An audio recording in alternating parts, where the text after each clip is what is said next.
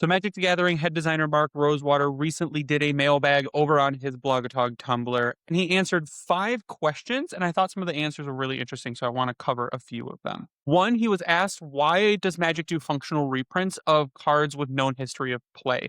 And his response was a little interesting. He says he likes to use the expression, the future cannot be held hostage by the past. And I think it's a little bit funny when Magic has the reserve list of cards that they are being held hostage by and can't reprint. So that statement falls a little bit flat when you think about the actual use of it in Magic and the reserve list still being a thing. But he says that when they find a card that has a good functionality, they want to reintroduce it again, later sets, make it because players like it. They like using the card. It works really well in the game.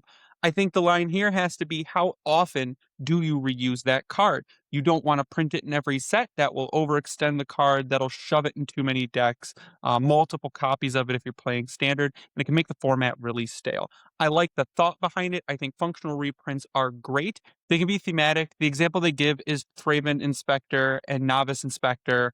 Thraben is a actual place on a plane, so they can make it flavorful for the set, but they don't have to make it the same exact reprint of the card. Makes a ton of sense to me. He also pushed back on Commander being the most popular format. He says when you take every single digital and tabletop format into account, there are more players that play those than play the total of Commander, which I guess.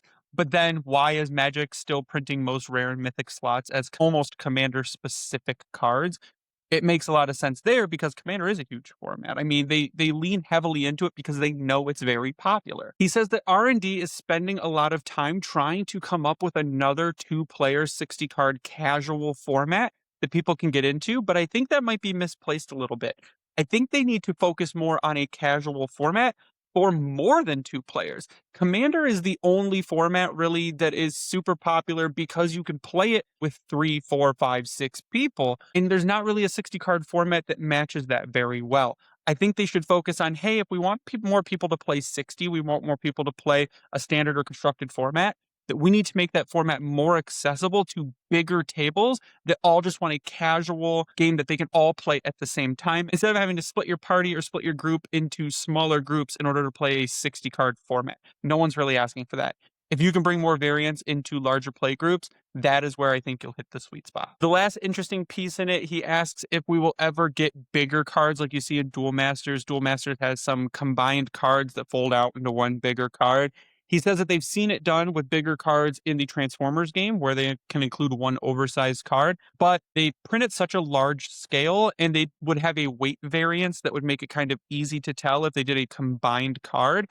But I think they've already half solved this with Meld and with what's happening in Reality Fracture, where they are doing Echoverse pairs and they're guaranteeing a complete pair in one pack. So if they just said, hey, going forward, if we want to do this, you get one big card in a pack, they could just use that seating where they do two known cards in a pack, but make it a meld pair, make it a 2 cards that go together. They don't have to be physically combined, but they could be 2 cards that sit at the table together that you could slot together, and that would work. So I think they've already half solved this. I do like the meld cards. I do like the bigger cards. I think it's a fun aspect to the game, bring something a little bit different to the table.